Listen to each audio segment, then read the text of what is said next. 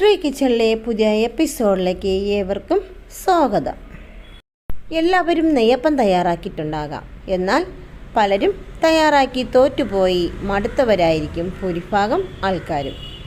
ഈ രീതിയിൽ തയ്യാറാക്കിയാൽ വളരെ എളുപ്പത്തിൽ പെർഫെക്റ്റായി തയ്യാറാക്കാൻ സാധിക്കും. അത് എങ്ങനെയാണ് തയ്യാറാക്കുന്നത് നോക്കിയാലോ. ഇതാ ഇവിടെ 2 സ്പൂൺ ഗോതമ്പ് പൊടി ചേർത്ത് കൊടുക്കുന്നുണ്ട്. അടുത്തതായി 1 സ്പൂൺ റവ ചേർത്ത് കൊടുക്കുന്നുണ്ട്. റവ ചേർത്ത് കൊടുത്ത ശേഷം ഇതിലേക്ക് 1 സ്പൂൺ അരിപ്പൊടി ചേർത്ത് കൊടുക്കുന്നുണ്ട്. അരിപ്പൊടി ഇടിയപ്പം മാവാണ് ഇവിടെ ചേർത്ത് കൊടുത്തിട്ടുള്ളത്. സാദാ പുട്ടിൻ്റെ അരിപ്പൊടിയും ചേർത്ത് കൊടുക്കാവുന്നതാണ്. 1 പിഞ്ച് ഉപ്പ് ചേർത്ത് കൊടുക്കുന്നുണ്ട്. കറുത്ത എള്ള് 1 സ്പൂൺ ചേർത്ത് കൊടുക്കുന്നുണ്ട്. ഇവയും കൂടി ചേർത്ത് കൊടുത്ത ശേഷം ഇതിലേക്ക് ശർക്കര പാനി തയ്യാറാക്കി വെച്ചിട്ടുണ്ട്. ശർക്കര പാനി ചൂടോട് കൂടിയാണ് ഇതിൽ ചേർത്ത് കൊടുക്കേണ്ടത്. ഇവിടെ ഇതാ 1 ഗ്ലാസ് ശർക്കര പാനി ചേർത്ത് കൊടുത്തിട്ടുണ്ട്. ഇവ ചേർത്ത് നന്നായി മിക്സ് ചെയ്തെടുക്കാം. ശർക്കര പാനി ചൂടോട് കൂടി ചേർത്ത് കൊടുക്കുമ്പോഴേക്കും നെയ്യപ്പം നല്ല സോഫ്റ്റായി ലഭിക്കും. നന്നായി മിക്സ് ചെയ്ത് കൊടുക്കാം. ഈ കൺസിസ്റ്റിലാണ് മാവ് തയ്യാറാക്കി എടുക്കേണ്ടത്.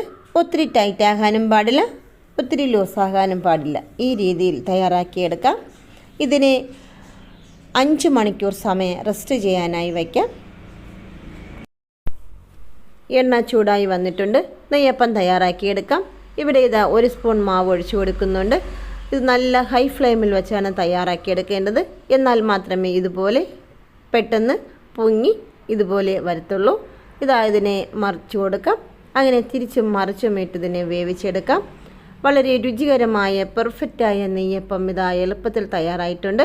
ഒട്ടും തന്നെ പാത്രത്തിൽ ഒട്ടിപ്പിടിക്കുകയോ അത് പൊടിഞ്ഞു പോവുകയോ ചെയ്യുന്നില്ല. പെർഫെക്റ്റായ നെയ്യപ്പമാണ് ഇവിടെ തയ്യാറാക്കിയെടുത്തിട്ടുള്ളത്. ഇതുപോലെ എല്ലാ മാവും തയ്യാറാക്കിയെടുക്കാം. ബാക്കിയിരിക്കുന്നതും ഇതുപോലെ തയ്യാറാക്കിയെടുക്കാം. നെയ്യപ്പം തയ്യാറാക്കി തോറ്റുപോയവരും 1 പ്രാവശ്യം ഈ രീതിയിൽ തയ്യാറാക്കുക. പാത്രത്തിൻ്റെ അടിവശത്ത് ഒട്ടും തന്നെ ഒട്ടിപ്പിടിക്കുന്നില്ല. തനിയെ പൂ പോലെ അത് മുകളിലേക്ക് വരുന്നുണ്ട്. വന്ന് വീർത്ത് മുകളിലേക്ക് വന്നിട്ടുണ്ട്. ഇതിനെ മറിച്ചിട്ട് കൊടുക്കാം. ഈ രീതിയിൽ തയ്യാറാക്കുകയാണെങ്കിൽ പുറത്ത് 3 ദിവസം വരെ കേടുകൂടാതെ സൂക്ഷിക്കാൻ സാധിക്കും. സാധാരണ നെയ്യപ്പം 2 ദിവസം കഴിയുമ്പോഴേക്കും അത് ചീത്തയായി പോകും. ഇത് 3-4 ദിവസം പുറത്ത് തന്നെ സൂക്ഷിക്കാൻ സാധിക്കും. ഈ വീഡിയോ ഇഷ്ടമായാൽ ലൈക്ക് ചെയ്യുക, ഷെയർ ചെയ്യുക. അങ്ങനെ ഇതാ പെർഫെക്റ്റായ രുചികരമായ നെയ്യപ്പം റെഡി ആയിട്ടുണ്ട്. എല്ലാവരും 1 പ്രാവശ്യം ഇത് ട്രൈ ചെയ്യുക. ട്രൈ ചെയ്ത ശേഷം ഫീഡ്ബാക്ക് കമൻറ്റ് ബോക്സിൽ രേഖപ്പെടുത്തുക. ഈ ചാനൽ ഇതുവരെയും സബ്സ്ക്രൈബ് ചെയ്യാത്തവരുണ്ടെങ്കിൽ സബ്സ്ക്രൈബ് ചെയ്ത് സപ്പോർട്ട് ചെയ്യുക. തൊട്ട് താഴെ കാണുന്ന ബെൽ ബട്ടൺ അമർത്തുക.